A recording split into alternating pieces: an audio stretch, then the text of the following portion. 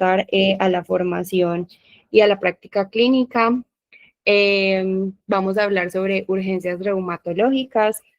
La presentación va a estar a cargo de la doctora Diana Cristina Varela, médica internista, especialista en reumatología. Entonces, muchas gracias, doctora, por disponer el espacio y estar acá con nosotros. Les recuerdo que al final de la sesión tienen un espacio para las preguntas. En caso de que no les guste hacerlo públicamente, recuerden que dentro de las opciones de Meet hay posibilidad de que las hagan de manera anónima y nosotros las reproducimos por ustedes.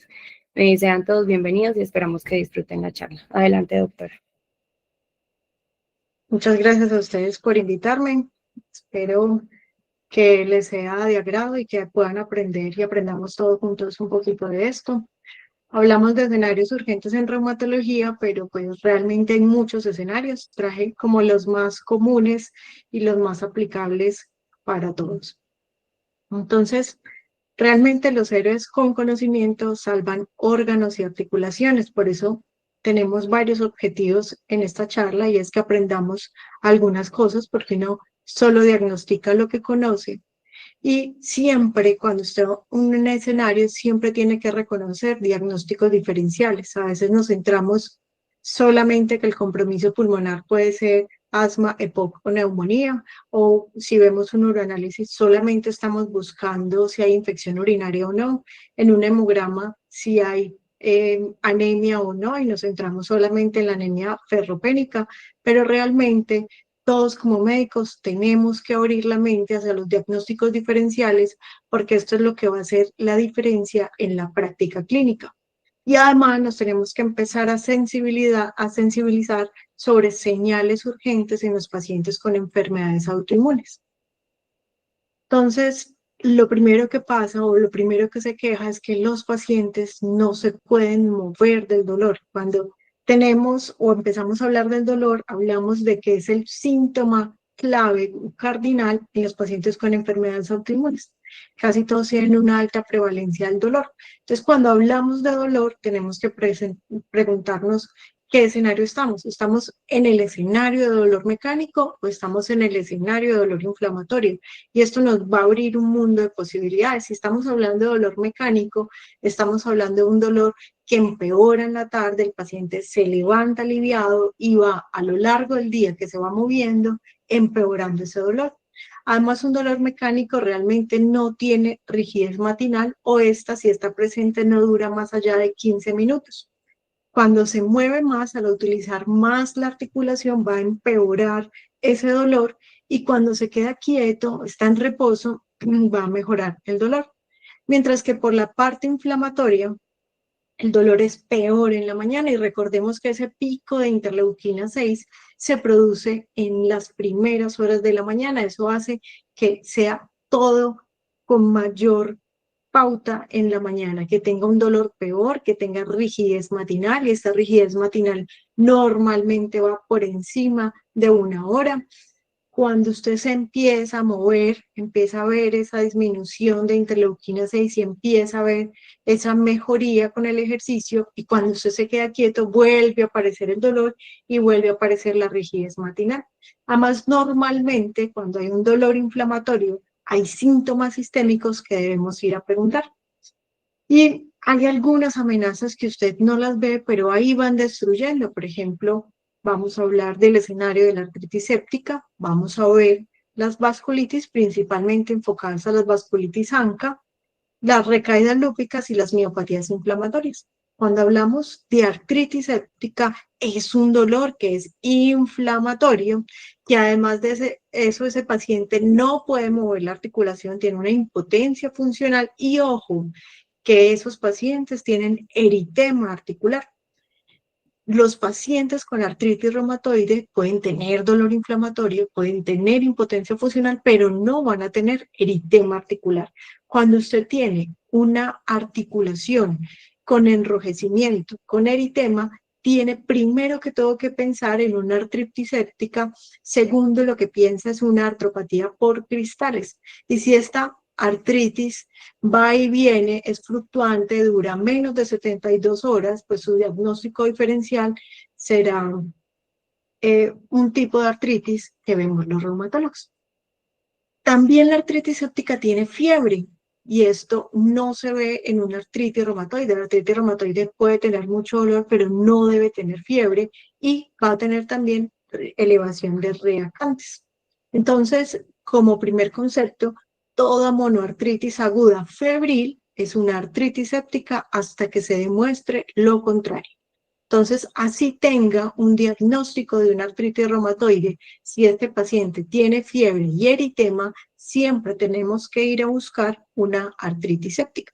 Y la artritis séptica no siempre se hace cuando hay daño en la piel. La artritis séptica puede aparecer en los pacientes que tienen traumas o contusiones cerradas y también en los pacientes que tienen alguna alteración en su sistema inmunológico.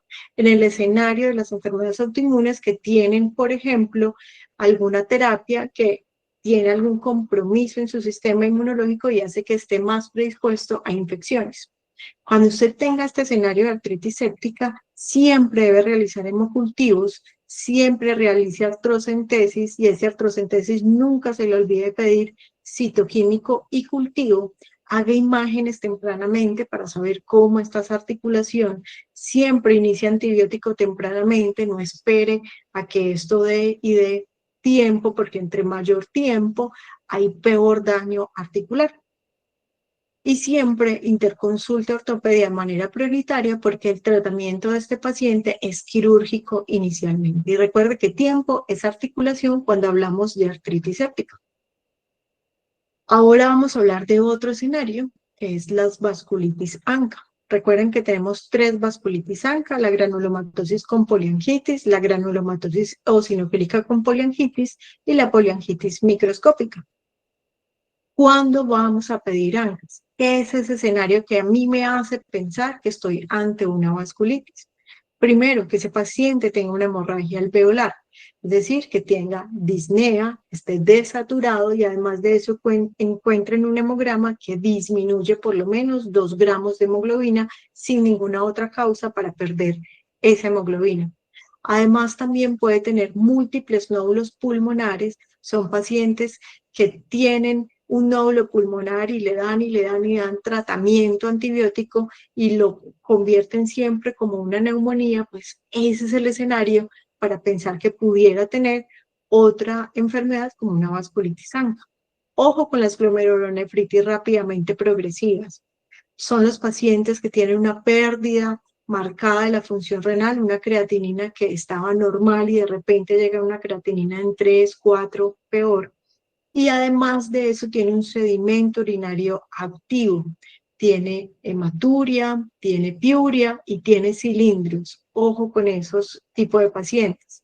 Los pacientes que tienen lesiones cutáneas con síntomas sistémicos, mononeuritis múltiple, neuropatía periférica, que llegan con pie caído, o que tienen escleritis, masas retroorbitarias, estenosis traqueal, sinusitis o otitis crónica o una enfermedad destructiva de la vía aérea superior. Recuerden que cuando estamos pensando en vasculitis ANCA, no pedimos ANCA por inmunofluorescencia, que era lo que llamábamos C-ANCA y P-ANCAS, sino que cada día más estamos pidiendo los ANCA por ELISA, que son PR3 y MPO. El PR3 se ve mucho más en la granulomatosis con poliangitis y el MPO se ve más en la PAM. La JEPA puede tener un 50% negativo y un 50% positivo. Esos 50% que son positivos son más que todo MPO. Y tenemos estos 3 escenarios. Tenemos en un escenario una mujer de 70 años que tiene un antecedente de hipertensión arterial, diabetes e hipotiroidismo y llega a urgencias por edema y disnea, una creatinina en 4 y una hemoglobina de 8,5. Tenemos otro escenario, un hombre de 45 años sin ningún otro antecedente, llega a urgencias por fiebre, tos con hematemesis y dolor articular. Tiene una creatinina buena en 0,8, pero tiene leucocitosis y aumento de la PCR. Y por otro escenario tenemos a un hombre de 40 años con un antecedente de obesidad y asma, llega a urgencias por edema y disnea y lesiones de piel en miembros inferiores. Tiene una creatinina en 4,5, una hemoglobina de 10 y una ecocardio que muestra una fracción de eyección del ventrículo izquierdo disminuida en un 35%.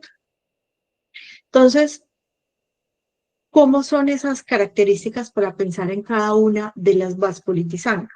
Entonces, la vasculitis más prevalente es la PAM, seguida por la granulomatosis con poliangitis y, en tercer lugar, con la JEPA. La PAM normalmente da entre los 55 y 75 años, son un poco más mayores y son un poco más comórbidos, mientras que la GPA se va a ver en unas personas un poco más jóvenes, entre 45 y 65, y la JEPA da entre los 38 y los 54 años. Recordemos que la PAM tiene principalmente el hallazgo de ANCAS MPO, que la GPA predomina más el PR3 y la GEPA, el 50% son negativas, pero el 50% que son positivas tienden a ser más MPO. La PAM va más dirigida hacia el neutrófilo, igual que la GPA, mientras que la GEPA lo que más va dirigido es el eosinófilo, por lo cual este es el escenario donde vemos eosinofilias marcadas. Ojo con esos pacientes que tienen deterioro de la función renal, síntomas pulmonares y tiene eosinofilia mayor a 1000. Este escenario de la señora de los 70 años que tenía estas comorbilidades, esta función renal y esta hemoglobina, entonces van a tener, ese es el escenario para pensar en la PAM. Estos pacientes tienen más síntomas constitucionales, van a tener en la parte pulmonar más hemorragia alveolar y puede tener fibrosis pulmonar, enfermedad pulmonar intersticial, puede generar glomerulonefritis rápidamente progresiva, alteraciones en piel, vasculitis cutánea, puede tener pie caído, compromiso del nervio periférico y manifestaciones musculoesqueléticas.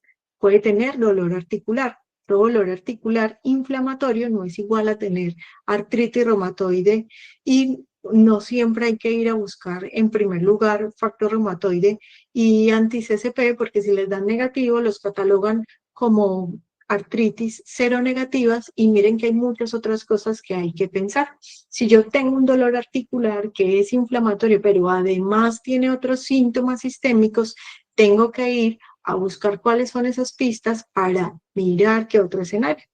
En PAM, pues las pistas es el compromiso pulmonar que pueda tener esa hemorragia alveolar y esa glomerulonefritis rápidamente progresiva, que es lo que tiene nuestro paciente. Miren que tiene edema por esa falla renal y tiene disnea, además de tener una caída de la hemoglobina, está en 8,5 y esa dificultad. No presenta granulomas la PAM. Recordemos un poquito los criterios clasificatorios del 2022. Siempre que usted hable de vasculitis, tiene que descartar todos los imitadores, sobre todo en los adultos mayores que se pueden confundir con infecciones o neoplasias. Entonces, cuando usted habla de PAM, busque ese criterio clínico y busque ese criterio imagenológico. ¿Cuál es el criterio clínico? Pues aquí en PAM el escenario es de exclusión, que no tenga compromiso nasal, epístasis, úlceras, congestión, perforación, porque esto nos acerca más a una GPA. En cuanto al laboratorio, pues que tenga un MPO positivo, es lo que más puntos da, una fibrosis o compromiso pulmonar tipo EPIT, una glomerulonefritis pausinmune en la biopsia y le resta puntos tener un PR3 positivo. También le resta puntos tener eosinófilos mayores a 1000 porque estas hacen parte de las características de las otras vasculitis ANCA. Cuando usted tiene más de 5 puntos, puede hacer el diagnóstico entonces de PAM. Miremos el siguiente escenario que les había propuesto de este hombre de 45 años.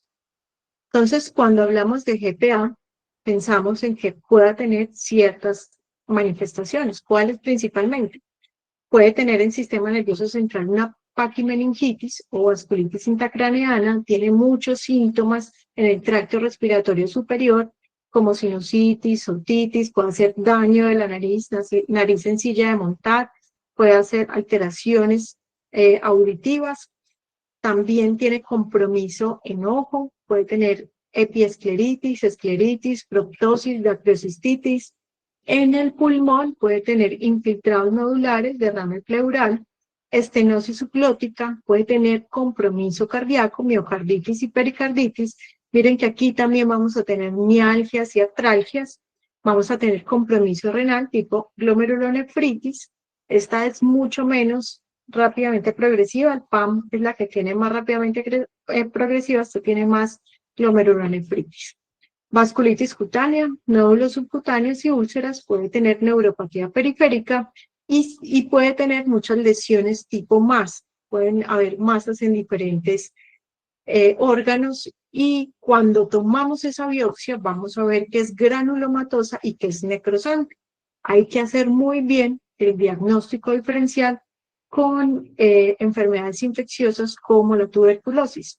¿Cuáles son las claves en esta vasculitis? Y es ese compromiso del tracto respiratorio superior y ese compromiso de ojo, que pueden no verlo en las otras enfermedades. Miren, por ejemplo, que nuestro paciente tenía fiebre, tos, hematemesis, dolor articular y una creatinina que estaba conservada, se veía muy inflamado y esto siempre nos tiene que ir a pensar a ver qué más está pasando, por qué tiene eso.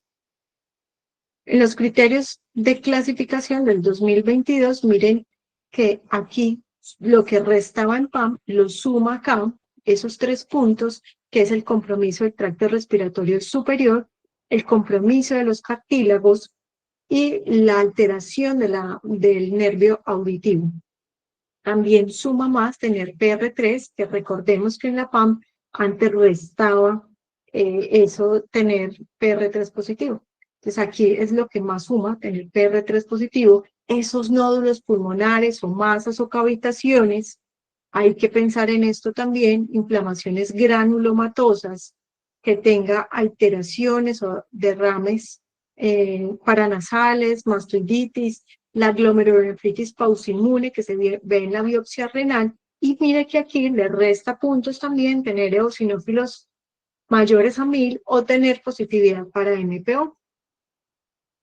Y el último escenario que habíamos planteado es un hombre de 40 años que es obeso y ya asmático nos empieza a abrir el escenario con un daño de la creatinina, una anemia de una caída de la FEBI. Aquí tenemos entonces, para pensar en este escenario, síntomas constitucionales. La eosinofilia normalmente son eosinofilias muy altas, tiene asma, sinusitis, infiltrados pulmonares, pero a diferencia de PAM, que recordemos que la hemorragia alveolar o la PIP, la GPA, que son masas, más que todo, cavitaciones, en la GEPA lo que vamos a tener son infiltrados que son migratorios o son transitorios. Es una de las que más compromete el corazón, va a ser miocarditis eosinofílica, puede tener alteraciones del tracto gastrointestinal. Miren que aquí también va a producir dolor articular, manifestaciones musculoesqueléticas, tiene compromiso de piel, tiene compromiso de nervio periférico y puede hacer síndrome pulmón-riñón. Cuando pensamos entonces en esta vasculitis, ¿qué nos acerca a eso? Que tenga ese compromiso del tracto gastrointestinal, además de eso, alteración de la piel y del corazón, y esa eosinofilia que siempre tenemos que ir a mirar en el hemograma. Esos infiltrados eosinofílicos en los diferentes órganos son los que nos dan la pista para que estemos pensando en este tipo de vasculitis. Recordemos los criterios entonces. Los criterios clínicos es tener enfermedad de vía aérea obstructiva, ese paciente que sufre de asma, de pólipos nasales o que tenga mononeuritis. En laboratorio debe tener eosinofilia, recordemos que esto no lo restaba en las otras 2 vasculitis, aquí es lo que más nos suma puntos, además de eso que veamos ese infiltrado eosinofílico fuera de los vasos y le resta puntos tener PR3 o que tenga hematuria. Si tenemos más de 6 puntos, podemos hacer este diagnóstico. ¿Qué laboratorios vamos a solicitar cuando pensemos en vasculitis? No vamos a necesitar laboratorios muy raros para hacer ese abordaje en urgencias. Necesitamos un hemograma. ¿Qué vamos a mirar? Si tiene anemia o no tiene anemia, qué tipo de anemia tiene. Recuerden que siempre se debe estudiar el tipo de anemia. Vamos a mirar si tiene leucocitosis. Esta es una enfermedad que es netamente inflamatoria, entonces va a tener leucocitosis y hay que mirar si tiene o no tiene eosinofilia. Lo mismo, hay que mirar las plaquetas. Es una enfermedad inflamatoria, por lo cual debe tener trombocitosis. Ojo que si usted tiene trombocitopenia, tiene que ir a buscar un diagnóstico diferencial. Normalmente las vasculitis no dan trombocitopenia. Miren el uroanálisis. ¿Cómo está ese sedimento? ¿Tiene hematuria, leucocituria? ¿Tiene proteínas o no? ¿Tiene cilindros? Vaya a mirar los reactantes de fase aguda. La sedimentación y la PCR deben estar elevadas en las vasculitis. La ferritina debe estar elevada si ya lleva tiempo así inflamado. Y mire la electroforesis de proteínas. Mire otras ayudas diagnósticas, cómo está la creatinina, cómo están esos pulmones, pídale una radiografía de tórax y no se les olvide pedir los ANCA por ELISA, PR3 y MPU. Ahora vamos a hablar de lupus. Recaída lúpica es muy importante, creo que es de las enfermedades que más vemos en el escenario de urgencias y el que más les asusta a todos cuando ven un paciente con lupus en urgencias. Pero no toda recaída o no toda paciente de lupus que esté en urgencias es igual a recaída lúpica. Pueden tener muchas otras cosas, pero si es una recaída lúpica, pues debemos correr porque el tiempo es igual a la función que se nos pierde. Entonces vamos a tener una lista de chequeo en los pacientes con recaída lúpica. Primero, pregúntele siempre adherencia. Si este paciente es muy poco adherente, tanto a los medicamentos como a las citas médicas, probablemente usted está en un escenario de recaída lúpica. Pero si el paciente es muy adherente, probablemente está en una secuela del tratamiento o tiene otra cosa, alguna infección que le dio. Segundo, pregunte si este paciente tiene alguna inmunosupresión fuerte reciente. Este paciente está en el momento con ciclofosfamida. Este paciente está recibiendo rituximab. Porque si tiene inmunosupresión fuerte reciente, lo más probable no es que sea una recaída lúpica, lo más probable es que sea una infección secundaria de la inmunosupresión. Y tercero, mire siempre cuál es el daño orgánico previo. Pues si este paciente ya venía en diálisis, por ejemplo, y tiene una creatinina de 6, pues eso no me va a entrar en la lista de chequeo nueva para mirar si tiene o no recaída lúpica. Entonces, tenemos que saber muy bien qué es actividad y qué es infección. ¿Cuándo pienso yo en infección? Cuando ese paciente tiene fiebre. Y esa fiebre se acompaña de leucocitosis. Recuerden que en actividad lúpica, los pacientes con actividad lúpica pueden tener fiebre, pero usted tiene que descartar siempre infección.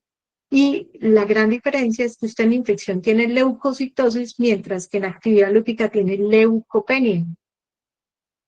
En infección, usted va a tener una PCR mayor a 6. Siempre PCR mayor a 6 es una infección hasta que se demuestre lo contrario. Mientras que en actividad lúpica, la vía inmunológica, fisiopatológica del lupus no es por la vía de la interleuquina 6, por lo cual es raro que un lupus me eleve por encima de 6 una PCR. Además de esto, en infección vamos a tener neutrofilia. En actividad vamos a tener linfopenia. Hay que hacer siempre reactantes de fase aguda completos. Pida siempre una sedimentación y una PCR. Si esta relación entre sedimentación y PCR es menor a 2, lo más probable es que usted esté en un escenario de infección. Si es mayor a 15, es decir, lo que más predomina es la BCG, tiene una BCG en 100 y una PCR en 1, pues lo que más está acercando a este paciente es que tenga actividad lúpica.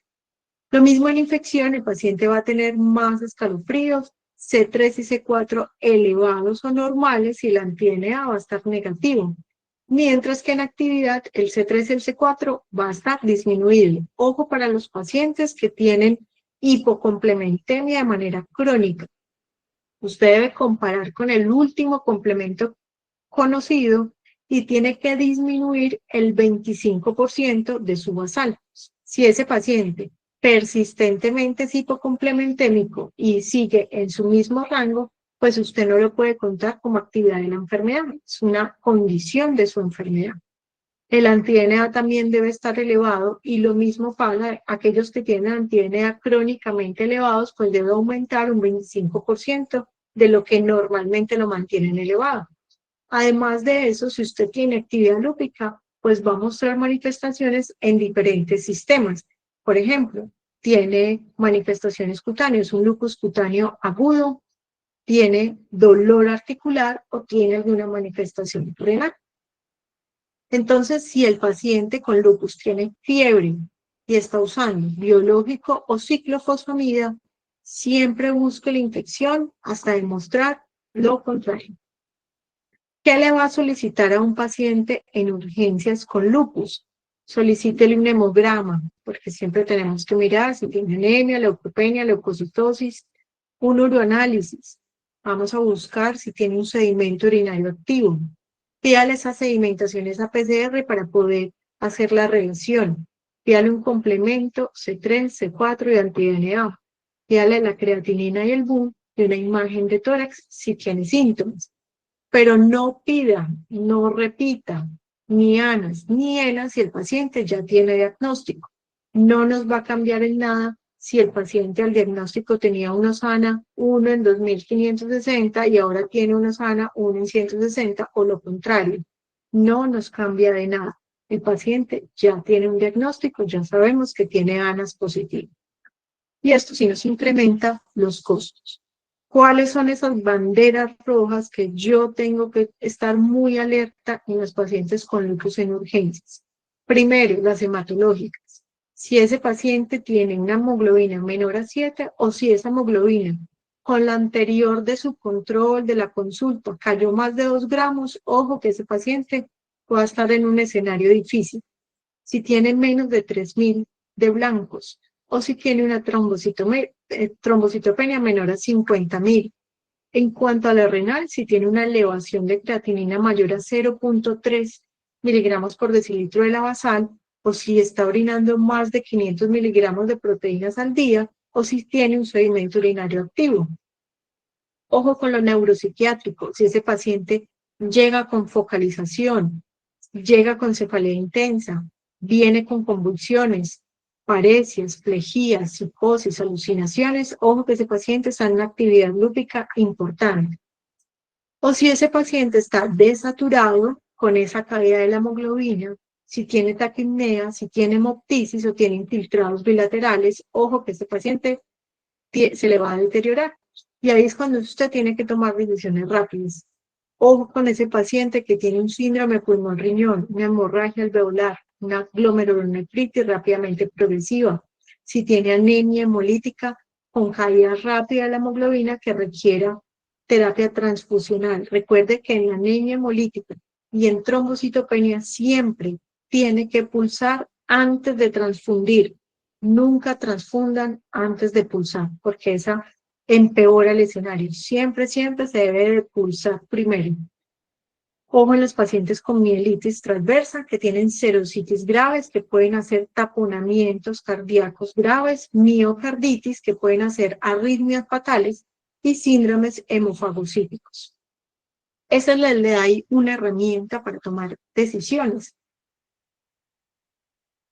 A veces uno ve las notas de urgencias que dicen esperando anti-DNA, C3 y C4 para poder saber si tiene una actividad lúpica.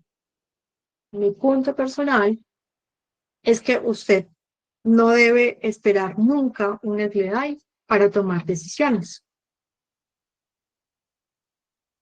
Vamos a mirar acá. Por ejemplo, en artritis.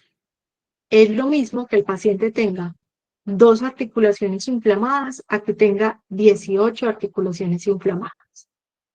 Miremos, por ejemplo, la parte de proteinuria. Es lo mismo que el paciente esté orinando 500 miligramos al día de proteínas que 30 gramos de proteínas. Y estos escenarios lo que hace es que a veces no podemos tomar decisiones basadas en esto. Lo que tenemos que ver es realmente cuál es el paciente. ¿Qué es lo que tiene a favor el SLEDAI? El SLEDAI es una buena herramienta para comparar actividad en investigación clínica. También nos ayuda para mirar esa evolución global del lupus y en algo para evaluar esa respuesta al tratamiento. Pero ojo, no nos sirve para cuantificar daño crónico. No es lo mismo el lupus tener un síndrome nefrótico que un síndrome nefrítico, y aquí es como si fuera lo mismo. No es lo mismo si nos devolvemos acá. Cefalea tiene 8 puntos. Es lo mismo para ellos que tener un accidente cerebrovascular. Y en la vida real, pues realmente son dos cosas o dos escenarios completamente diferentes. Entonces, ojo, porque no puede captar cambios leves o síntomas subjetivos, no puede evaluar severidad orgánica detallada, sobreestima escenarios, por ejemplo, el de la cefalea lúpica, porque no todo lupus con dolor de cabeza es igual a una cefalea lúpica. Usted tiene que tener presencia, actividad, alteraciones en otros sistemas y no puede mejorar con AINES. Entonces ahí de entrada, si usted califica mal ese SLEDAI, pues le está poniendo 8 puntos a un paciente que no lo requiere. O subestima ciertos dominios, como les digo, el articular y el renal y muchos otros. Si nos devolvemos aquí, por ejemplo, si un paciente llega con una anemia hemolítica con una hemoglobina en 3, pues creo yo que todos diremos que el paciente está gravemente enfermo. Y si ustedes ven el SLEDAI, aquí no tiene ese dominio en cuenta. Aquí no habla de anemia hemolítica, cuando sí estamos viendo un escenario muy grave. Entonces, el SLEDAI realmente no nos ayuda a tomar decisiones, nos ayuda a comparar, pero si yo veo un paciente con úlceras orales, eritema malar, un sedimento urinario activo, sin importar el SLEDAI, ese paciente tiene una actividad grave y tengo que empezar a actuar. Seguimos con miopatías inflamatorias. Las miopatías inflamatorias es un escenario que se les olvida pensar en esto, porque para todos, muchos piensan que tener ANAS positivo y alguna alteración en la piel es igual a lupus, y no. Hemos visto pacientes mal remitidos al servicio de urgencias con diagnóstico de lupus cuando realmente tiene una miopatía inflamatoria. Las miopatías inflamatorias es un mundo maravilloso y es un mundo amplio y es un mundo heterogéneo. Podemos dividirlos en dermatomiositis, y esa dermatomiositis tiene varios subgrupos de acuerdo al anticuerpo que esté presente. Al igual que la antisintetasa, tiene varios anticuerpos presentes. La miositis por cuerpos de inclusión, las miositis de superposición o las miopatías necrosantes inmunomediadas. Esos son los grandes grupos, pero miren que tiene varios subgrupos y se comportan diferente de acuerdo al anticuerpo que esté presente. Pero entonces, a grandes rasgos, ¿cómo vamos a reconocer las miopatías? Pues búsquele bien la piel. La clave está en que el paciente tiene manifestaciones en piel y tiene debilidad muscular, principalmente de cintura pélvica y cintura escapular, es decir, proximal. Vamos a mirar siempre en los pacientes con debilidad las manos, y ahí vamos a encontrar estos signos que están sobre las metacarpofalángicas, que se llaman pápulas de Gottron. Las podemos ver también sobre las interfalángicas proximales. Podemos ver los signos de Gottron, que son también lesiones eritematosas en codo, rodillas y tobillos. Y en la cara vamos a tener este signo que se llama eritema en heliotropo, que es diferente al eritema malar. El eritema en heliotropo toca o ataca los párpados, además de eso no respeta el surco nasogeniano y puede ser una sensación más de máscara. Tiene el signo de la B, el signo de la y el signo de la manga. Y hacia atrás está el signo del chat. Pues tenemos signo de Gottron, pápulas de Gottron, y en las piernas tenemos el signo del pistolero. Entonces siempre tenemos que ir a buscar todos los signos cutáneos. Esas son las claves. Es muy diferente las miositis a las rhabdomiolisis. Las miositis estamos hablando de inflamación. En rhabdomiolisis estamos hablando de destrucción. En las rhabdomiolisis lo que vamos a tener son necrosis masivas y daño, por lo cual se va a liberar mioglobina. Esto va a ser muy agudo y el paciente va a tener dolor muscular. Además de eso, la CK va a estar muy elevada, va a tener una orina que es oscura y tiene alteración de la función renal. Mientras tanto, las miopatías inflamatorias no producen dolor muscular, no tienen alteración a nivel renal y el ionograma va a estar normal, mientras que en la rhabdomiolisis usted va a encontrar aumento del potasio. ¿Qué le solicita a un paciente con miopatías inflamatorias? El hemograma, el uroanálisis, la función renal que debe estar normal si es una miopatía inflamatoria, está anormal si es una rhabdomiolisis y son dos escenarios completamente diferentes. En la rhabdomiolisis usted debe dar líquidos, en las miopatías inflamatorias usted debe inmunosuprimir. Ojalá estos pacientes con miopatías inflamatorias no los llenen de líquidos porque siempre tratan las miopatías como una rhabdomiolisis y ahí no hay alteración de la función renal. Debe estar elevada la sedimentación de la PCR y el ionograma en las miopatías inflamatorias normalmente está normal y en las rhabdomiolisis pues va a estar anormal, va a haber una elevación del potasio. La CK total y la LDH van a estar elevadas. La ST y la LT, recuerden que hace parte de las enzimas musculares y van a estar elevadas, es por esa actividad muscular. Vamos a mirar cómo está el tórax, cómo está el electro, cómo están los gases, y si es el escenario de una miopatía inflamatoria, lo que debemos pedir es resonancia simple de cintura escapular y pélvica. No se pide contrastada, no hace falta, y tampoco se piden ya hoy en día las electromiografías. La resonancia nos da mucho más hallazgo, no solamente de que está con edema el músculo, sino también nos habla de pronóstico, si hay atrofia o recambio graso, y si nos toca hacer una biopsia, también nos dirige y nos dice cuál es el músculo que más está inflamado, que es donde deberíamos hacer la biopsia. Entonces es mucho mejor hacer una resonancia. Además que la electromiografía también es operador dependiente. Existen unas banderas rojas también en miopatías que yo tengo que actuar ya, y es si hay compromiso pulmonar o si hay compromiso cardíaco.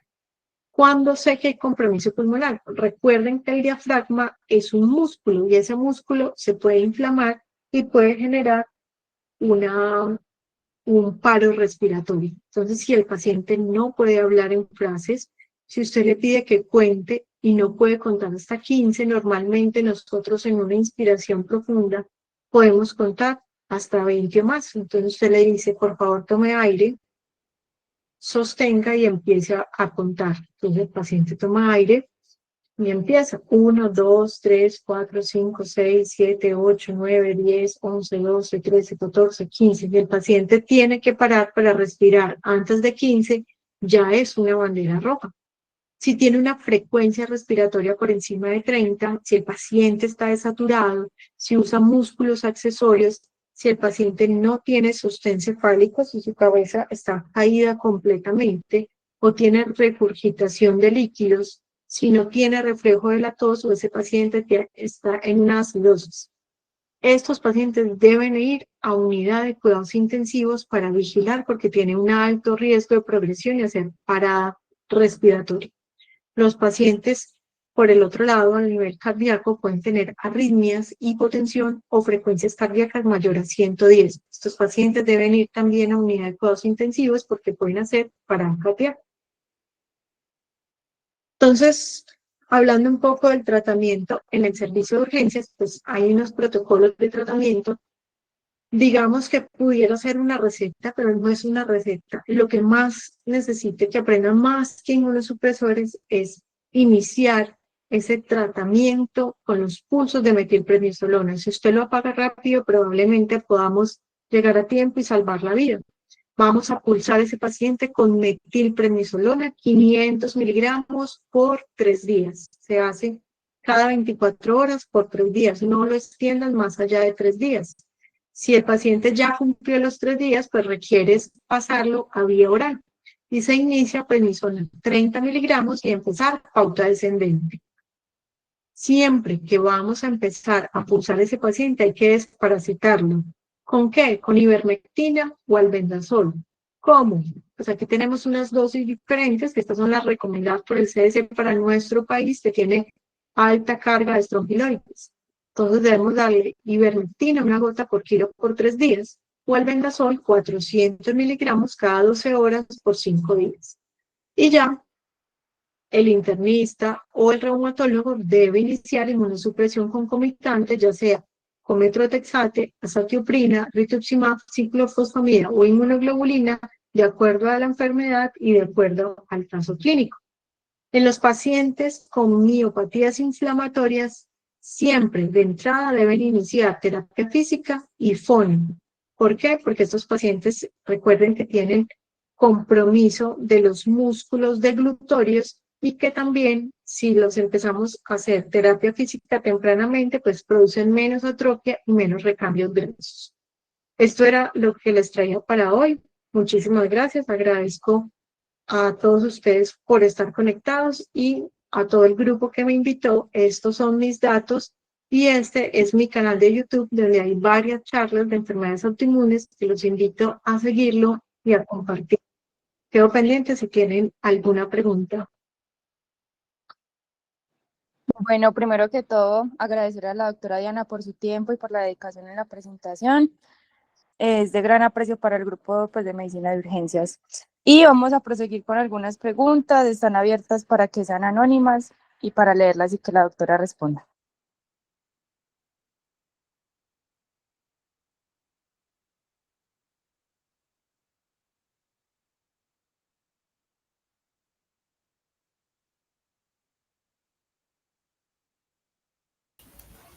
Pues por ahora no han puesto como preguntas. Ah, bueno, sí, ya hay una, Sofi. Bela, perdón. Acá hay una que dice que cuál es la diferencia del uso de prednisona y prednisolona como en el momento agudo del paciente. Aquí no, ninguna. Listo, y Andrés Sánchez tiene la mano levantada, puedes participar. Profe, ¿cómo estás? Buenas noches. Hola, ¿cómo Profe, estás, Andrés? profe, súper bien. Profe, te pregunto, como sabes, estoy de rural, estoy acá en primer nivel. ¿Tú me sugerirías en caso de que me llegue una actividad, por ejemplo, un caso amenazante de la vida donde la indicación sería pulsarlo? ¿Me sugerirías pulsarlo lo antes posible o esperar la remisión? Pulsarlo. Si estás seguro que estás en un escenario donde hay una actividad, púlsalo. No pasa nada. Es mejor pulsarlo a tiempo y no que ya después tengamos un daño orgánico avanzado o una amenaza de la vida ya muy avanzada que a veces no podemos revertir.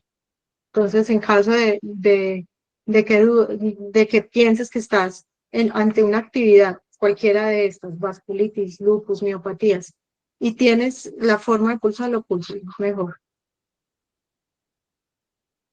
Eso, Obviamente profe, siempre muchas gracias. desparasitando y siempre mirando que no tenga una infección. Listo, profe, mil gracias.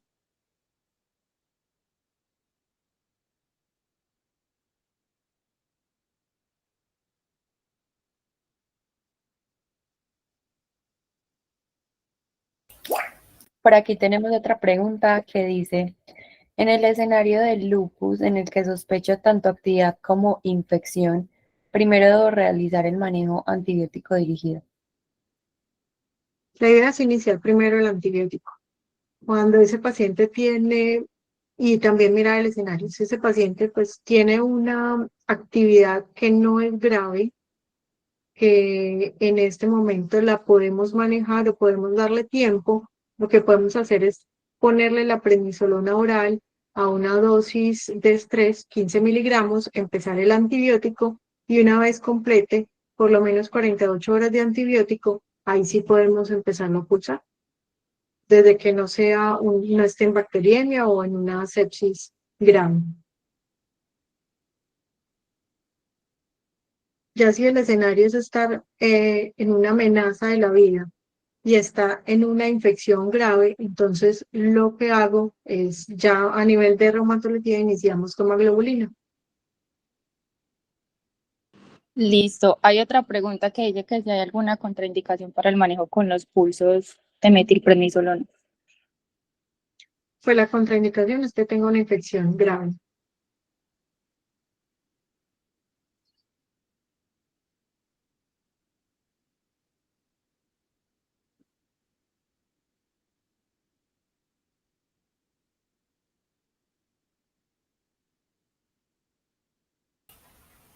Listo. ¿Alguien más tiene alguna pregunta?